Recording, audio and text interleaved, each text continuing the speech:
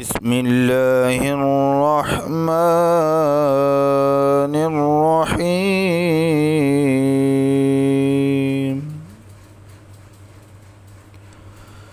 لإيلاف قريش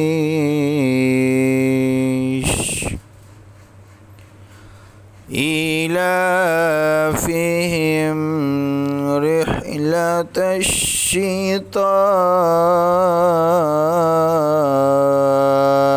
والصيف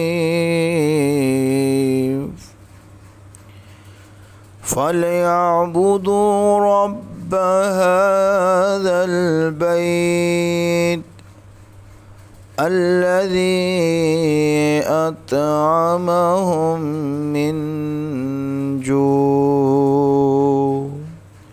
وآمنهم من خوف.